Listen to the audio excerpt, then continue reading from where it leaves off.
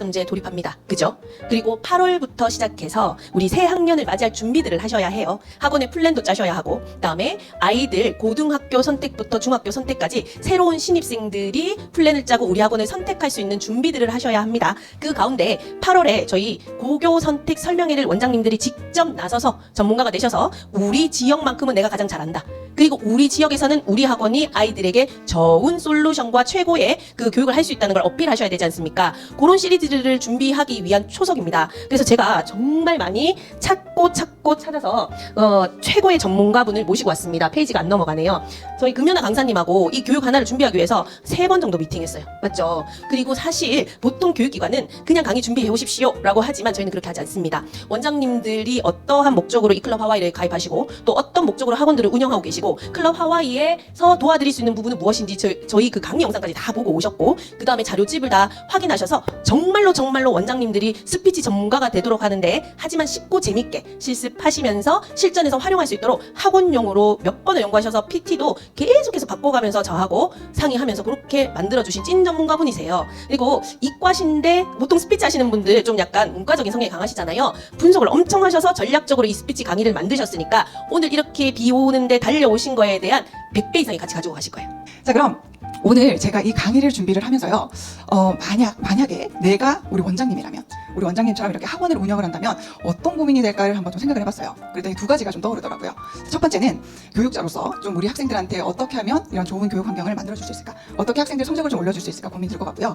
2번째는 이 교육 사업도 사업이잖아요. 그래서 어떻게 하면 우리 학원의 가치를 좀 더 많은 사람들에게 알려서 등록을 좀 유도할 수 있을까, 이런 고민이 들 것 같더라고요. 그래서 결국 본질적으로 이 브랜딩이라는 접점을 마주하게 되는데, 그럼 어떻게 브랜딩을 하면 좋을까를 또다시 한번 생각해봤더니 정말 여러 가지 방법이 있더라고요. 뭐 예를 들면 SNS를 활용해서 홍보를 한다든지, 아니면 이런 네이버 플레이스나 당근마켓을 활용한 이런 지역 기반 온라인 마케팅을 하는 방법도 있고 여러 가지가 있겠지만, 사실 우리 원장님들이 이거 다 알고 계시죠? 달고 계신데 이거 하나하나 일일이 다 하시기에는 너무나 바쁘신 분들이잖아요. 그렇죠? 그래서 우리 원장님들의 이러한 시간을 좀 아껴드리기 위해서 제가 가장 효과적이고 가장 강력한 이 스피치를 활용한 그 브랜딩에 대해서 좀 오늘 얘기를 해드리려고 합니다. 그런데 사실 이 정보를 구축하는 게 굉장히 힘들거든요. 굉장히 시간도 많이 들고 에너지가 굉장히 많이 쓰이는 일입니다. 그런데 여기 계신 우리 하와이 클럽 이 원장님들은요, 이 하와이 클럽에서 제공하는 양질의 교육 정보를 받고 계시죠. 그래서 이런 정보를 활용하는 게 굉장히 중요합니다. 필수적인 기기가 되었다. 이 말을 패러프레이징을 하면, 자, 스마트폰은 이제 우리 생활에서 빼놓을 수 없는 기기가 되었습니다. 이런 식으로 의미는 같지만 워딩을 다르게 바꿨죠. 그래서 내가 편한 이런 표현으로 패러프레이징을 해주시고요. 이때 우리 학원만의 이런 나만의 사례, 우리 학원의 사례가 들어가게 되면 여기서 차별점이 생기는 거예요. 우리 학원의 독창적인 그런 이야기가 되겠죠.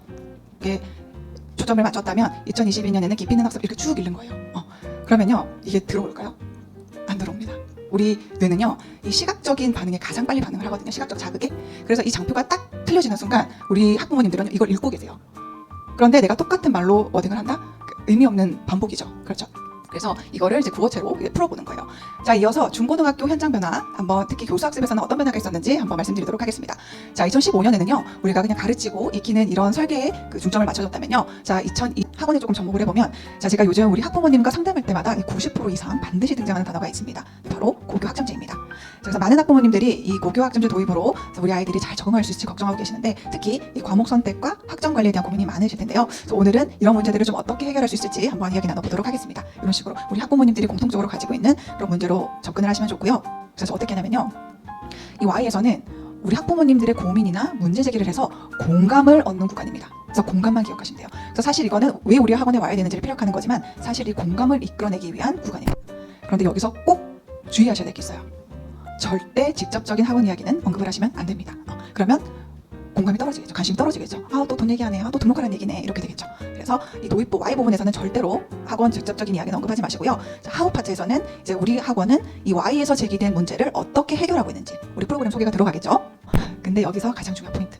꼭 우리 학원이 아니어도 좋습니다. 이 멘트가요, 엄청난 차이를 만들어냅니다.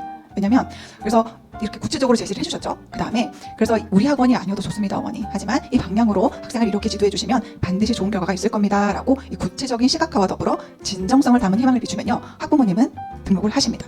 님이 그 감정, 어쨌거나 내가 틀린 정보를 갖고 왔지만 나의 고민은 우리 아이가 이 바뀐 제도에 잘 적응을 할 수 있을까가 걱정인 거예요. 그래서 그렇죠, 어머니, 우리 아이가 또 이렇게 막 바뀌는 제도에 적응할 수 있을까 걱정이 되시죠. 그런데 사실 정말 많은 분들이 이렇게 생각을 하고 계시기도 해요. 이런 식으로 네가 틀린 게 아니라 많은 사람들이 이렇게 잘못 생각을 하고 있다. 이런 식으로 지적하지 않고 부드럽게 빼는 거예요. 그 다음에 우리가 이 틀린 정보를 코렉팅할 시간이 있어요.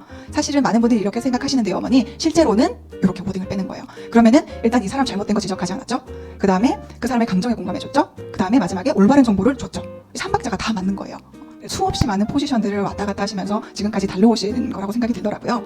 그래서 사실 또 그 길이 얼마나 힘들고 외로웠을지 저는 정말 감히 상상이 가지 않더라고요. 그래서 우리 원장님들이 또 그런 과정을 통해서 체득하신 그런 실전 경험과 노하우가 오늘 또 우리 학원의 그런 강점과 경쟁력이 되지 않았나 그런 생각이 들더라고요.